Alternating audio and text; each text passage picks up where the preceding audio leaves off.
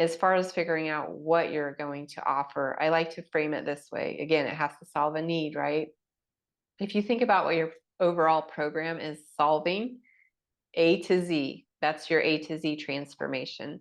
If you're thinking about what to give as a lead magnet, that should take that person from A to B. That's all, just A to B. If she's trying to solve A to Z, what does she need to do first? What is the most likely thing that she wants right now in this moment? That makes the best idea for your lead magnet in the format that she typically uses.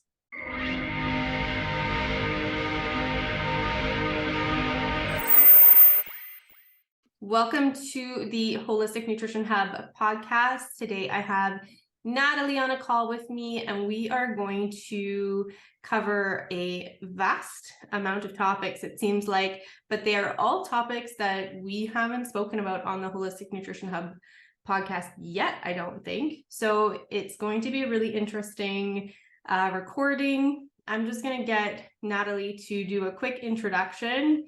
Neither one of us has done a podcast in a while, so we're going to shake our cobwebs off, I think, and loosen up a bit, and hopefully we're going to give you some tidbits of info that you're looking for. So why don't you go ahead, Natalie? Thanks for being here.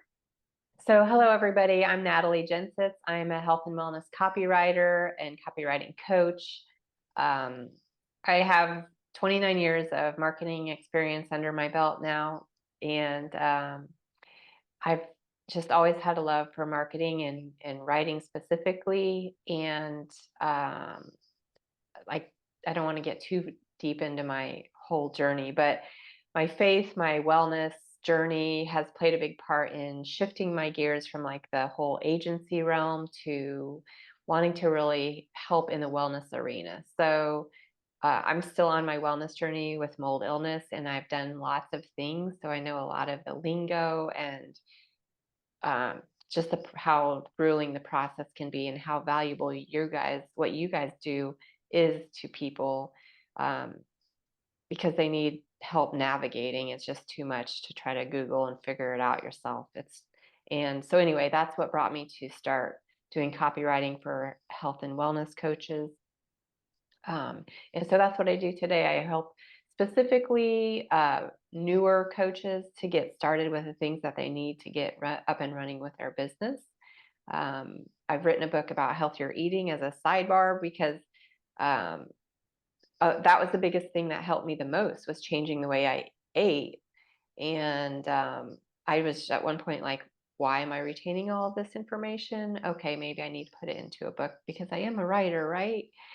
And that was my first step into this process of doing what I do, because I really liked to be under the radar, but that pulled me out, got me talking about my personal life a little bit, and then I did talks around that. So I just want to add that, because I know as you get started, you can be like, do I really have to share my personal life and blah, blah, blah. But it serves a purpose. It really does, to help other people see what you're going through might be what they're going through. So anyway, that's what brought me to do what I do today. Amazing. Can you speak a little bit more to how you decided to kind of keep the marketing side of things and not necessarily go down the route of becoming a natural nutrition coach yourself?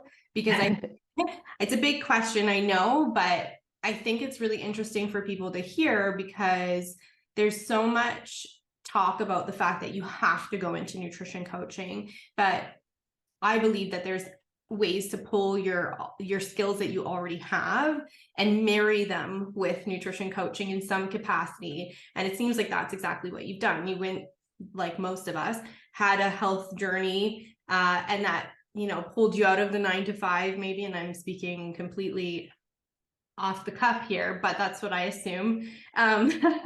But, like, just how did you make that decision to, maybe preferentially pick writing or helping, helping the coaches be coaches versus being a coach yourself? Right. And just to go back to your just to explain, I guess, a little bit further, I got laid off at one point from my job, and that's when I was able to have another child. focus more on the copywriting versus the media buying. So there was a lapse in there where I had some time to really turn and focus toward the writing again and be freelancing, and then come to where I am today to make it into a business. But at the point where I was doing these talks about healthier eating to promote my book, I was offering them to the schools, and I actually got to speak in some schools or in our school to the different classes, and that was awesome because the kids were very receptive. The parents, I was getting not a lot of interest from the parents, and it was very frustrating. And I just was like, at one point I was like, should I be a health coach, or what's the deal with all of this? But it's like, my gift is writing, and I kind of need to stay in that zone, right? But I know that wellness is where I want to apply that. So instead of writing for McDonald's or, beer and whatever other stuff that I'm like, that's not super good for you. Like, I wanted to do something constructive with it. And I just feel like at that point I was like, no, you need to use your gift, not try to be something that is going to frustrate you. Because I can look around the lunchroom. I'm a mom to two kids, and they're out there, they were at, I think, 3 and 5 at the time I wrote that book and was starting to do those things. And I was just like so frustrated with what I saw in the schools where people are like eating, their friends are bringing Doritos and whatnot to lunch. And I was just like, I can't walk into something that's going to cause me a lot of frustration and work for people that maybe aren't willing to do the work, and that's what I was faced against. If you're a health and wellness coach and nutritionist, you're going to be in a space where you're not having so much resistance. But that's also why it's so important to define your ideal client, because you don't want to go up against something that's going to be a frustrating thing. You want to find the people that are willing to change and do the work with you. So it really was a combination of that. And I think I faced that friction for a reason, to keep me in my lane. So I think you just kind of need to follow those little things that you run into, and um, decide where your lane is and use your gifts for the reason that. Yeah. I think we all go through that, where it's like a bit of trial and error, trying to see what feels right. But really, like, actually genuinely sharing what you're going through and what your experience is. And, you spoke a little bit to ideal client, and I know I've spoken about that before, but there's kind of this messaging that goes behind our sales pages and our social media and our story and these kinds of things. And so the first thing that we're going to kind of touch on today is what an elevator pitch is.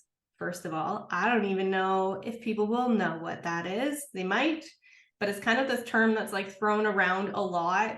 And I always picture in my head that you're in an elevator with somebody and somebody's like, so what do you do for work? Which would never happen. Nobody talks to each other these days. That's true.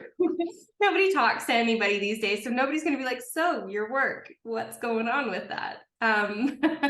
So if you can just quickly explain like what an elevator pitch is, and then maybe why it's important. Sure. Yes. It's sad that probably won't happen much these days, but your elevator pitch is kind of, well, it can be called your purpose statement or a mission statement in some cases. It's basically your what I do statement, and it can start with a help statement. But the reason it's important is that it shows up. It's like your billboard, your walking billboard, and especially in the online space. Okay, for the regular world, driving down the road, you have like 7 seconds to catch attention. In the online world, it's probably 3 to 5 seconds, because someone's going to look at your profile statement on your Instagram and see right away if they want to stay there or not. So it's your first impression, your billboard. It can be the place where it's your make or break you, where people click away or they stay around to read a little bit more about you. Right.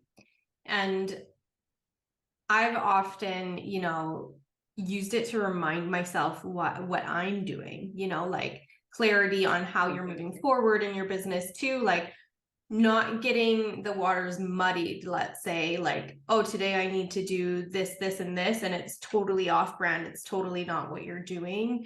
And I think there is a place for that depending on the type of business. But if you're selling a specific niche or something along those lines, or a certain type of package, having this elevator pitch, helps keep you motivated to kind of stay within that customer realm. Like I've worked with a client before, his clients were over the age of 55, and in his elevator pitch, it's like, I work with people over 55 and like 55 plus, right? So just keeping that in mind, I think, has been really helpful, to keep clients focused on their main client, right? That's a great point. Yeah. Because you can have a list of those tasks like you talked about, and you can be like, well, wait, is this contributing to my goal here, to my purpose? No. Okay, we'll throw that out or make it a lower priority. Right. And because most of us, and this is something that I've recently kind of started getting people to focus on, is what is it that is speaking to you to do this work? You said, your gift is as a writer. So what is the gift that you've been given to share as a holistic nutrition coach of some kind? What is your gift? And like, what is it? What's the message that you want to get across to people? And parents are tricky ones. I will agree with you on that, Natalie. But like, if you're being soulful and you're being heartfelt about what you're passionate about, then the work becomes that much easier and your tribe kind of finds you. Would you say you find the same thing? Yes, absolutely. I mean, I have like journaling prompts to help you walk through your elevator pitch, and it goes back to your own story. I mean, they're very much related because a lot of, and we'll probably get into this a little bit more, but you might be your own ideal client, or you might have been your own ideal client. So when you think about why you want to help those specific people, or who you've treated in the past that inspired you to do this, even, or what inspired you to do this, when you dig into some of that, you're going to realize there is more clarity to your purpose, more specificity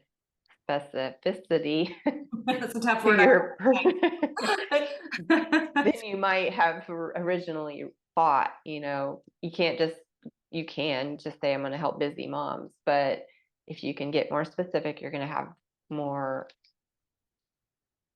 success. Right.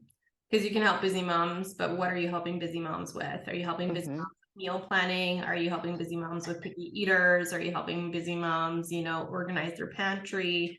What is it that you're helping with?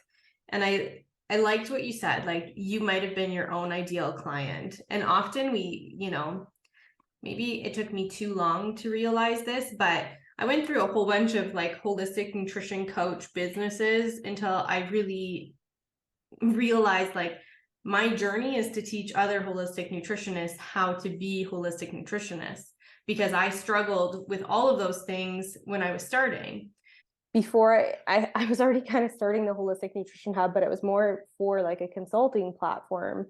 And then as that grew, it was more and more realizing that the problem wasn't, the consulting platform. It was that people needed to know how to run this business and how to actually present themselves to it. So I think that, you're right in saying that you most likely are your ideal client in some capacity, and you just have to figure out what the thing is that's filling you with joy. Is it learning about the specific topic? Is it sharing that specific topic? Do people feel more connected with you because you're sharing your story? And that's often how I find my clients respond to me. They're like, I went through the same thing as you. And then that's it. You have your client, you found your person that you're going to be able to work with and help them through those issues. Right, exactly. So what stage in someone's business should they have their messaging ready? Well, I wish that the health certification or nutrition certification programs would kind of start feeding it the first two steps about the elevator pitch and ideal client. They're the first two steps in my process before they are done and certified. So before you get certified, at least start thinking about it. 100%. I try and say this as much as I possibly can. Start your business before you're done school. And I don't think it gets said enough. And the business courses that are there are just not up to snuff, let's say, in terms of getting people, there's this like weird belief that if you have a certification, clients are just going to fall into your lap.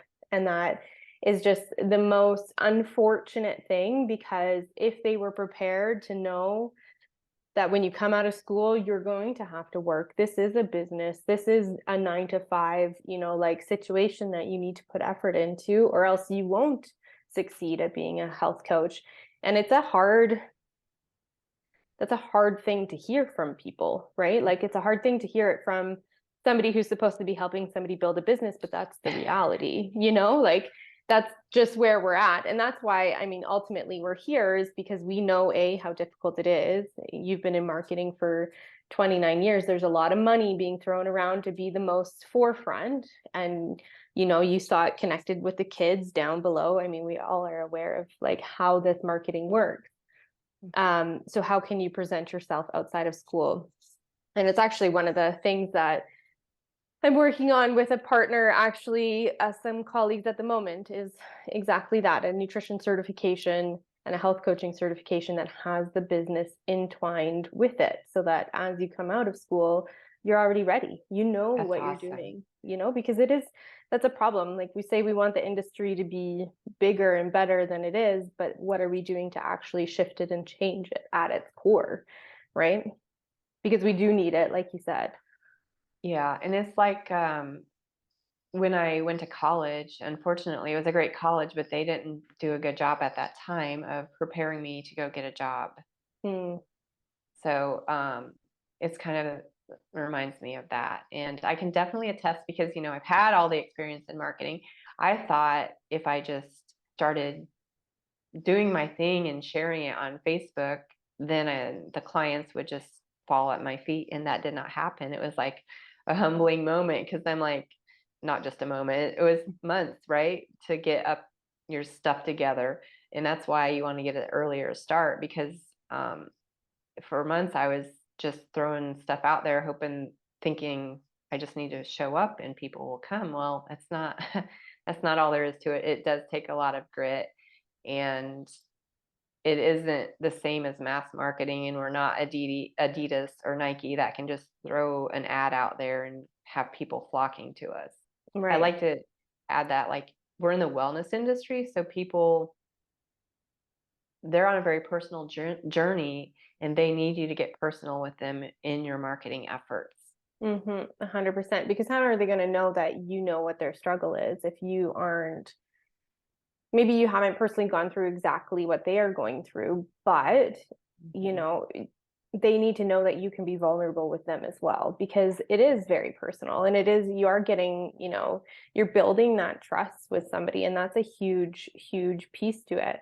And they have to be able to trust you. And the way that they're going to feel that they can do that is through what you say on your social media and on your website and through your marketing efforts. And in the notes for the podcast, you said, to find your voice so that you don't feel like you're hard selling. And I think people get afraid to sell, or they don't know how to sell, so I like the way you phrased it here, like hard selling. You don't want to sound pitchy. You don't want to sound like you're doing those things, but maybe you can give, an example of what a hard sell would kind of sound like, and then what something that wouldn't be so, maybe a soft approach. Yeah. So, hard sell would be something like, hey, I'm starting my coaching program. Come join, buy it now. You'll learn how to be your best self, or whatever. And when you get your voice, you can say, hey, I'm starting this program. I really want to help 10 women who are busy moms, trying to figure out a meal plan or figure out how to do this healthier eating thing so that their kids will actually love the meals too. Would you be interested in joining? Is this something that you need right now? Right. So it's really you're selling, but it's more about sharing than selling in the hard sell fashion. So it's just, you feel more at ease about it because you're just sharing your service, but you're able to do that when you're very specific versus just being generic and trying to, kind of shove it at somebody.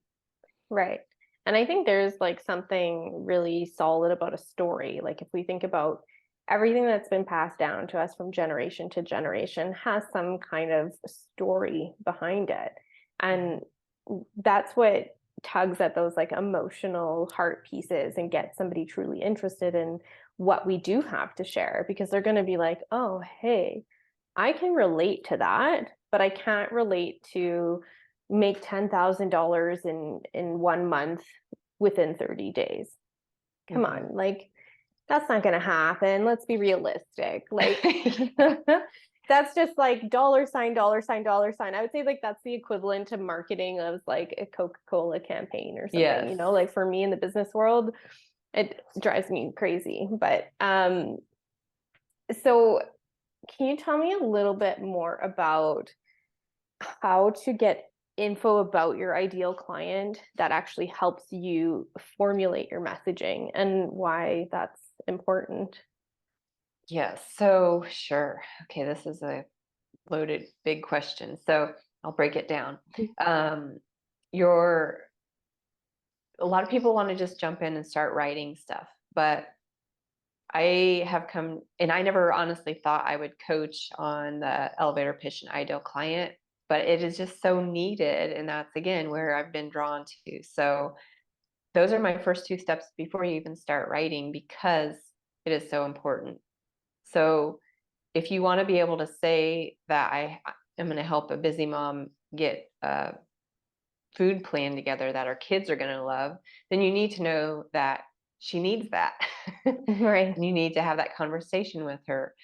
If she's your client that you're speaking to, your potential client that you're speaking to, and you're talking about mindset shifts or overcoming anxiety, well, she's not hearing you because she's not looking for that or listening for that. So that's why it's so important to know your ideal client. I like to, I have this terrible stick figure diagram that I draw sometimes, but I'll use my hands instead. So if you're A and you're speaking to B and you're saying, I'll help you with all of these things, then you're showering that person. That person feels like a dog in the rain, like shaking out. What the heck I don't know what she does, because she does all these things and I don't really understand.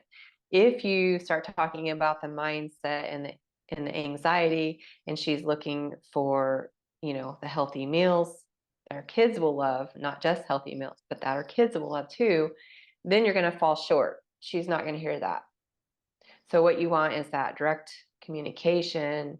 You're speaking about the meal plan her kids will love, and that's what she's looking for. And there's that direct line of communication. She has her ears perked and wants to hear more from you, wants to see your lead magnet, and then eventually start working with you. So that kind of demonstrates the importance of your ideal client. But again, like you said too, Lynn, that also helps you keep on track and stay on target along with the elevator pitch, because you're like, okay, does this serve those busy moms or not? Am I still working in that space or not? So that's the gist of why you want to do it. And this is when you research your ideal client, you're going to ask open-ended questions and get the answers from them. Those answers are your gold. Those are the words that you want to use in your copywriting, assuming it aligns with your purpose and your elevator pitch. Yeah. How do you motivate clients to actually go out and ask people these questions? Because I feel like people are really scared to just ask. Like if you go out and you just ask somebody like, hey, you have a friend, let's say you've created this package and you have this friend, and the friend is like somebody that would work really well for this service that you offer. Why are people so afraid to ask them to just, either check it out or, something? Even ask, like, would this even be of interest to you? What topics would you want me to cover? Why would this be interesting to you? What would this help you with? So how do you motivate people to even ask those questions? That's a great question, Lynn. I don't know the answer to that. I don't know how to motivate them besides saying your copy isn't going to work. Like I've tried it. Like I write fantastic copy, if I may say so, but if it's not in line with your ideal client, it doesn't work. And so even after my first attempt, I wasn't getting the leverage that I needed because I wasn't niched down far enough. Mm, I mean, personally, I was in the wellness professionals at first. That was when I thought I was really niched down and I was scared and I was like, that's really narrow. And then it came to me that I'm like, wait, this isn't working, of course. And then I went down to health coaches to that level, right? And I was just like, this feels scary because I'm just focusing on health coaches. It does feel scary. It will feel scary, but it works. So then even after that, I'm like, well, all the health coaches that are becoming my clients are new. Oh, that is my sweet spot. Okay. And it's much needed right now. It's hard as hell because nobody wants to do these strategy pieces, this homework up front. They aren't necessarily motivated, but I just try to share my experience and say, you can write fantastic copy. You have folders full of information from your certification program that you know so much. That is not going to help unless you are dialed in. So you're going to spin your wheels, you're going to get frustrated, you're going to waste time, you're going to waste money. What more can I say? I mean, if that doesn't motivate you, then I think that there's also this thing where it's like, well, if I get one more certification, then I'll be able to sell, or then I'll be busy, or then I'll have clients. And it's trying to get people to understand. And I think this is, something I have been, I'm not going to say struggling with, but I've been seeing a lot with clients too, is that they're like, oh, well, if I just take this other thing over here, that's going to be what is going to get my business off. But really what that's doing is just putting the work into something else versus putting it into yourself. And I think there has to be like this belief that you're 100% capable of doing the work and actually being successful at it. And I think there's a huge fear factor behind it. I think so too. And there's just, I don't know, it was like stubbornness for me. I think I did not want to be the entrepreneur, honestly. I was freelance writing. This is nice. People are just handing me work to do, and I don't have to do the tech. I don't have to do the accounting. I don't want to do that stuff. Well, if you're going to run a business, you have to do that stuff, or you have to at least start doing it, and then you can outsource it as you make more money. But it was kind of stubbornness for me. But I can see where you're saying, like, another certification, it's like you're just letting things procrastinate the inevitable. You really need to, it does take grit and it does take showing up. And I think having those conversations, why would you find this helpful? What specifically would you find helpful in it? I think we're getting like taken, or we're getting guided away from those personal conversations with this whole isolation thing and everything. So that's not helping. But when you ask those questions, you get a tremendous amount of feedback that's going to help you, and that person feels heard. So it's usually a win-win, and usually people are very willing to talk to you about that. Fair. So other than asking, thinking you know what your ideal client is and asking, some of these questions, where else can people do research about their ideal client? Yeah, that's going to be my question. Sure. And we talked about this a little bit, but like if you aren't sure who your ideal client is, you might just want to start with yourself. Are you your ideal client? As we're talking about all this, you mentioned this too, that your business will evolve. It's going to evolve. So will your ideal client, and that's okay. There will be some trial and error, like me. Okay, it's getting narrower and narrower, and now it's more on target. I get it. So don't feel like you have to get it perfect the first time. You can take yourself as an example. If you were your ideal client, I heard on one podcast that if you're 2 steps ahead of your ideal client, that's great because it's fresh in your mind and you haven't forgotten. It would be like me. Otherwise, I'm trying to teach someone how to change diapers, and that's been 10 years ago. Not going to work as well, right? So if you even start with that, that can help get you moving. And that also takes the pressure off of you from having to feel like you're making some grandiose promise. Like instead of getting them all the way over here on the spectrum, you're just getting them ahead. You're just making progress to this one spot. Other places besides asking them, which I didn't get into, but you can ask them over email. You can have that conversation. You can put it in your polls on social media. I'm sure you talk about this in your courses as well.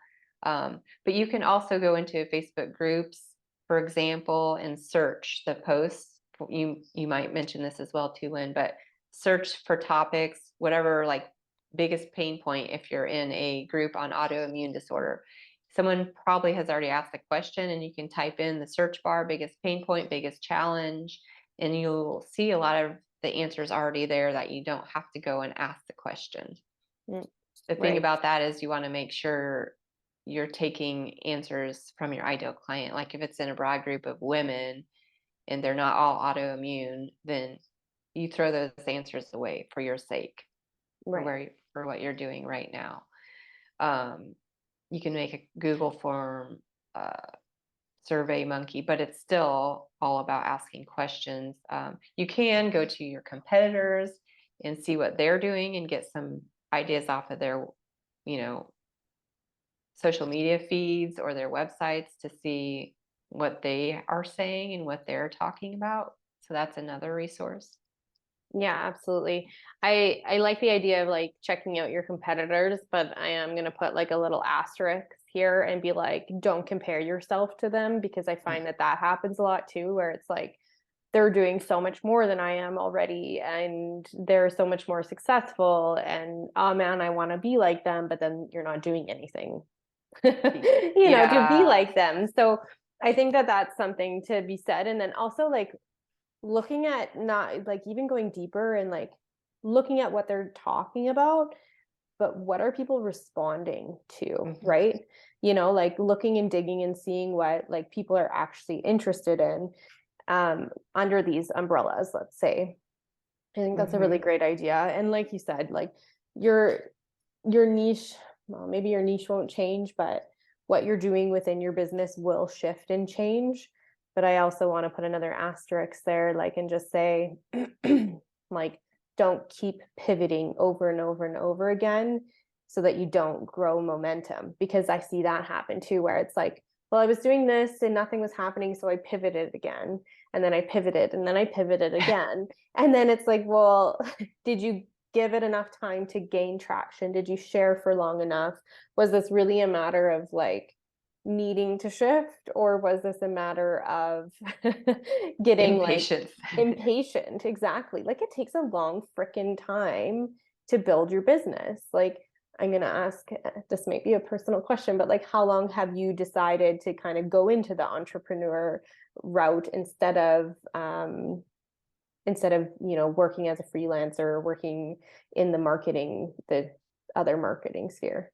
Yeah, it's been 4 years now that I've been doing it, and it's been a slow go. I mean, I've had a lot of life changes Mm. in between, and that stubbornness of admitting that, okay, I need to be an entrepreneur and take this a little bit more seriously. So, but I know people can take longer and they've taken less time. And also I'm not, doing a ton of paid advertising, more organic. So I was going to ask you, how long do you recommend sticking before you pivot? Mm-hmm. Is there a Well, time frame that you recommend? so I started kind of building my nutrition like career in 2014. I officially graduated in 2015 from one certification while I was taking a different one, just so that I would be able to practice.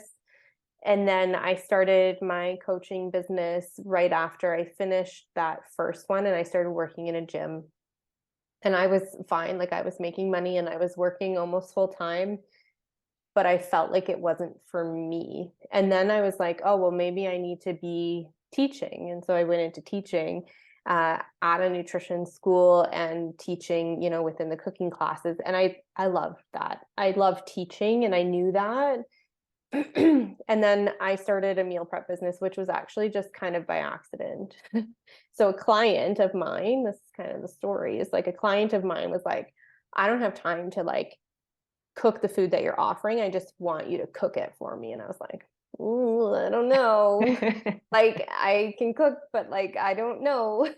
But she asked for it and I was like, okay, I'll do it for you. And then within 3 months, I had actually quit working at the school and I was full enough to hire on another holistic nutritionist. So I had found a very specific niche market that people were looking for. They wanted to eat better, they wanted to be healthy, and they wanted these catered meal plans, but they didn't have time to cook them. And so that was kind of my natural progression into doing that. And I probably would have kept doing it, except I ran into my own health issues too. And we moved. And so I ended up selling the company. Mm. But it took me, 5 years to lean into this business and just accept the fact that this is actually where I want to be. I love nutrition. I love nutrition coaching, but it's like, here is what is coming to me and here's what I love doing. And so leaning into that and actually, accepting that. But now I'm not going to start another business. Like I'm not, now that things are kind of rolling here after, our move and after selling the meal prep company, it's like I'm hunkering down, to make this a thing because, well, they need it as much as, as we think they do. So Yeah, I would that's say giving it a awesome. good solid year at least of trying one thing and pushing. And I mean solid. Like I'm not talking I'm not talking about like posting once a week on social media and, hoping for the clients to knock on your door. Like you need to be door knocking. If you go on Netflix and watch people sell houses in like Beverly Hills and things, they're knocking on people's doors to get those listings. And that sounds very like hard selly, but how are people going to see your face and know who you are if you're not putting yourself out there? And it doesn't have to be on social media. It can be out in the world of, business networking groups, busy mom groups, Mm-hmm. at schools, if you have kids, there's so many places for you to talk about what you're doing gently, Mm-hmm. and just share what you're doing. But I think there is a balance that people feel like they have to keep. So Yeah, and I love your story. Like your story has led you to where you are today. So like your car sales has helped you with your selling your business. Your teaching has allowed you to teach your courses that you create now and your meal prep and your certification. And all when you start bullet pointing those things out, it's like, yeah, I'm in the right place. I'm doing the right thing I'm meant to do. So 100%. And I think that people have a hard time seeing that the skills that they're picking up along the way are somehow going to lead to this successful thing. And it's mhm. not, it's about having that patience. And that's really tough, especially when you're on your own as an entrepreneur. Like I feel very lucky. I just looked at where my husband's spot is, but like I feel lucky that like my husband's also an entrepreneur, but there's people out there doing the same thing as us, and it's, how do you get it across that it's tough work, but it's the most fulfilling, work that you're going to be probably doing. Yeah, I agree. And to have a network of people that can support you, that are entrepreneurs, because it is difficult. It's not easy, but when it's all about networking with the people that can support you, and then you're networking with people who can use your services, whether you're offering them something free at first, more than likely, and then they're getting to know you, and then that's when you can start to talk to them about your paid services. And in that time where you're having conversation with them, you're gathering information, and Yeah. which is why we both say to start doing that before you get done with your certification, so you can have that information. And in my mind, I'm sitting here thinking, if I'm going through a certification, I'm like, I don't have time to do another thing. But if you're pecking away at it and asking people questions here and there, it doesn't have to be so time consuming. It's a natural thing. It's just you have to start doing it for it to feel more natural. Well, It's there's a like, lot of there's a lot of creativity that goes into running a business too, and it's, these are kind of I'm not gonna say the more boring parts, but they're not the parts that we think that we're going to have to get into. Like, it's unfortunate that well, we've already covered that. It's unfortunate that it's not like given as information earlier on, but it's still part of that creative process. You're building mhm. something that you're going to be really proud of. And so it's like, how do you share that knowledge that you're learning even in school, so that people know that you're setting yourself up to be that Mhm. you know leader in that realm, right? So the story part is definitely key. You touched on something just a minute ago, and you said give something away for free. Mhm. People hate giving things away for free. They think that if they give something away for free, nobody is going to need to talk to them, because they've given away that information. Why is that false? Why is that what? False in your mind? Oh, uh, again, trial and error. No, you need to give something away for free because it does a few things. And this is called a lead magnet in marketing world. It's a freebie, an irresistible free offer in other terms. But when you create a lead magnet, one that is appropriate, that actually solves a problem, because you'll hear lead magnets are dead, but that's when they aren't crafted with thought and intentionality. But it does a few things. It lets people get a little taste of what it is to work with you, what it's like to work with you, your personality, your approach. It gives you their email address so that you can continue communication with them. And it's just generally building that know, like, and trust, those factors, because they're seeing you're willing to give something and you're not just here to get their money. No, I genuinely want to help you get better.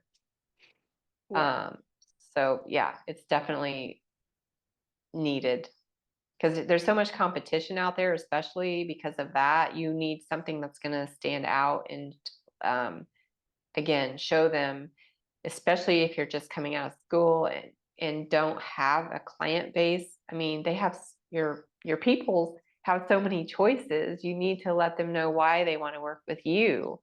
And you can do that by offering them a simple freebie. That's right. Yeah.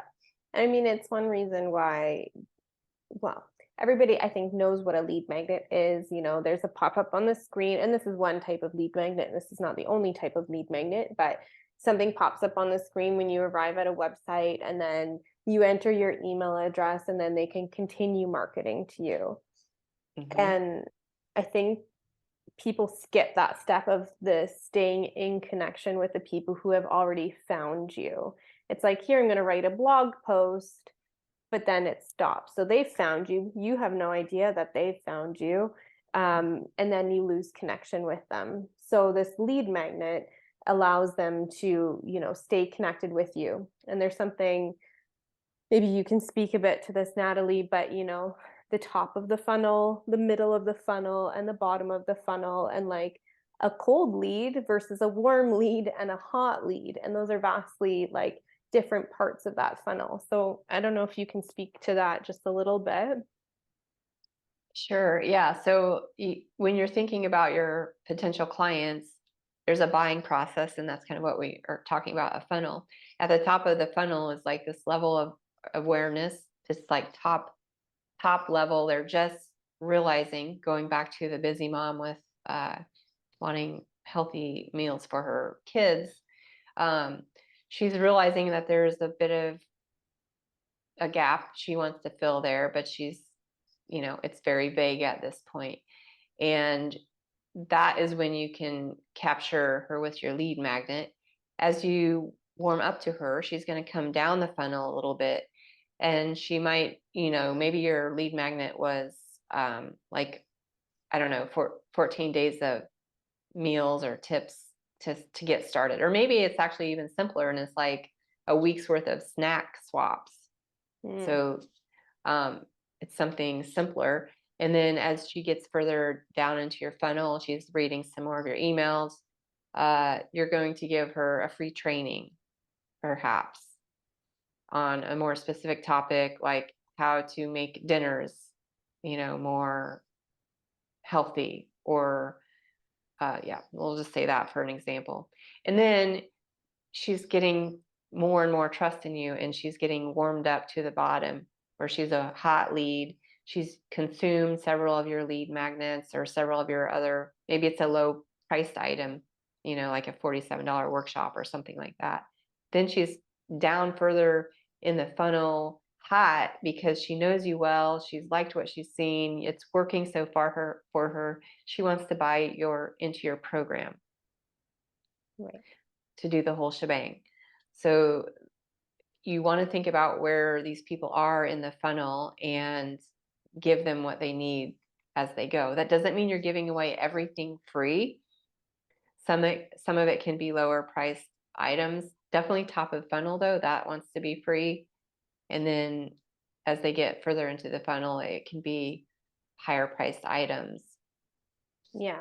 I like to kind of like imagine people like looking at the top of the funnel being like their social media. So like videos and clips that I don't know, Instagram posts and those kinds of things are right at the top. In the center, like maybe they've seen you on Instagram and they're like, okay, I'm going to click on this link and download the freebie that she had. That's kind of getting warmer. You probably still have to do some work, which again, we can, email marketing is kind of where that flows in, where you have, a sequence that leads out after they download this, so that you can start, just sharing a little bit more knowledge now that you know what they're interested in. For example, if somebody downloads something on my website, I know that they're coming to look for marketing ideas or something like that. And then that sequence can be catered to them to give them a little bit more knowledge, get to know you a little bit more, and then they warm up to the idea of actually buying with you. And then when you do offer something for sale or something goes on sale, you can send out a special email, stating that, and that's when they're more likely to buy from you. But you do have to warm them up, like I'll give a good example. So like before Sean, my husband, even started selling anything, he spent 6 months just talking about what he was doing, talking about what he was working on, sharing his ideas, talking about the subject for 6 months, didn't sell anything. And then the minute that he put out that first course that he sold over 100 in less than 24 hours. Wow, that's awesome. Right? So that's just to kind of like just talk to the fact that that does work. And even when you are talking about things for free, it warms up those people really, really well and helps them feel connected to you as, somebody who can help them. Right. And go again. So if you're warming those people up while you're still going through your certification program, then you're going to be a little bit ahead of the curve and warming up the people sooner rather than later. Exactly. And that's exactly kind of why I brought up this thing that Sean did, was because, I think if somebody did start 1 year into their journey, they're already positioning themselves as somebody who's going to be coming out of the gates, positioning themselves as an expert, and not waiting to say, oh, look, I did this amazing thing. Now you can come to me. People still don't know why they should come to you. So I think that's really important to say. Did you have anything else to say on lead magnets as to I'm sorry. I was going to ask you now to clarify though, was Sean spending like those 6 months, was it like that, his 9 to 5 kind of effort, or was it more sporadic? It was 9 to 5. Well, I would say it was a mix of both because he still had clients, right? So he still had personal training clients 2 days a week. Well, it started out like 5 days a week. He had clients. Then he kind of transitioned to having clients only 2 days a week. And now, he's at the point now where he can drop his 9 to 5 clients those 2 days a week, and he's going to be working fully from home. So he's done that over the last couple of years, like it was a little bit of a process, but it is paying in dividends, and that's just proof. I'm going to say the proof is in the pudding, like it's proof that this method works. It's just that there is work that goes into it, and it's a challenge running a business as a married couple, like not gonna lie, like but we love I would it. never survive that myself, my husband and I. But that's well, awesome. and we just like merged our office together too, but it's just like a testament to like the fact that we are able to make it work, and everybody has that opportunity if they're willing to like put an effort in. Yeah, that's awesome. But yeah, so he wasn't just half willy-nilly, trying to make those connections over 6 months. It took a lot of time. So just a reality check, but also I guess it's encouragement. Like it can take a long time, and just building the audience or the following takes time. Right. So don't pivot too quickly. Going back to what Lynn, you said. I don't know if you've Patient. watched like Friends ever, but when Ross is like saying, every time I say the word pivot, all I can picture is Ross with the couch in that really crammed corner as they're trying to move it. Anyway, that's all I can think of. I don't remember that one, but I did watch it. That's hilarious. I'll have to send you the clip, because you're gonna understand what plays in my head every single time I say that word or hear somebody. And Sean and I actually repeat it to each other all the time if we say it. So anyways, I digress. Wonder if there's a GIF for that. I'm 100% certain somebody has definitely done it. I might have to put that up on my Instagram as our like podcast intro. Anyhow, is there like something that you found works better as a lead magnet than something else? For example, like a webinar over a like static piece of content, like a handout or something like that? Well, for me, my audio training actually has worked the best, but also I promoted that the most. So I don't want to say that there's one thing that works better than the other. Again, I'm going to reiterate, it needs to go back to your ideal client and what does she want? Does she listen to podcasts? Does she watch videos? Does she read things? You want to do something that meets her where she is. So that is like one key thing. As far as figuring out what you're going to offer, I like to frame it this way. Again, it has to solve a need, right? If you think about what your overall program is solving, A to Z, that's your A to Z transformation.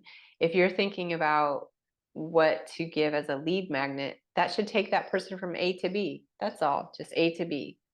And that's a step forward, right? So if she's trying to solve A to Z, what does she need to do first? What is the most likely thing that she wants right now in this moment? That makes the best idea for your lead magnet in the format that she typically uses. Yeah, absolutely. And I would say, I'm leaning towards, well, I'm going to say this, if you know your ideal client, you kind of know what age bracket they're in. And depending on the age bracket, different age brackets are going to have different ways of consuming material, right? And I think that also gets forgotten. So like I often err on the fact that I'm going to get some 45-year-old nutrition coaches and I'm going to get some 25-year-old nutrition coaches.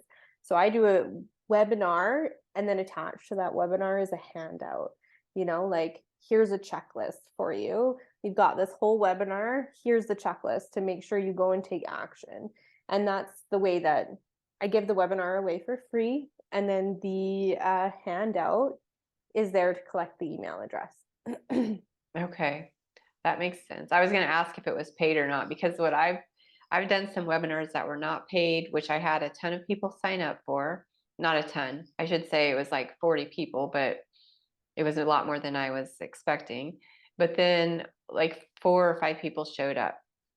And when I've done a paid one, like $25, it wasn't a huge amount. Then I've had more people. I still had like 10 people sign up. So there'll be some trial and error there too, because it depends if people are going to invest more time in something they pay for. But when you're just getting started and somebody's totally cold, you do need to offer some free stuff. Yeah, I think I kind of look at it in 2 different ways, and I've had the same thing happen. It happened to me not even like 3 weeks ago, I think. I had 45 people sign up saying that they were going to be there, and I got a big fat 0. And I was so disappointed because I had so many people comment and be like, yeah, I definitely need help with this. Like, I'm definitely coming to ask my questions. And that's back to that like motivation piece, was like, what else do we need to do to get you motivated to actually start your business? Like, I'm here, I'm offering my time to you to give you everything that I know.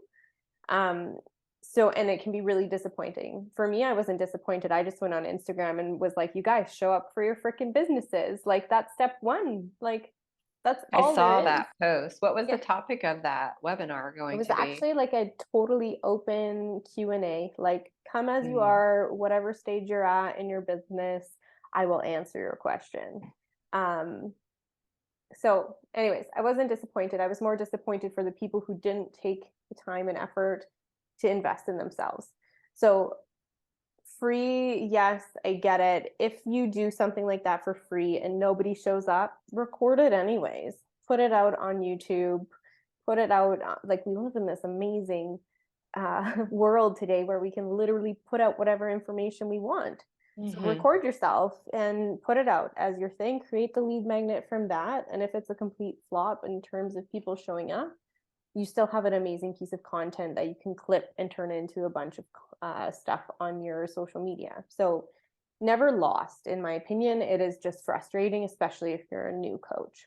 And then in terms of getting paid things, I do think that that's probably true. Like, but this was a good lesson for me because it, gave me the idea to, pivot my packages slightly and actually start talking about coaching a little bit more and that sort of thing. So I don't think that those situations are ever quite lost, but it can be infuriating, especially when you're just new.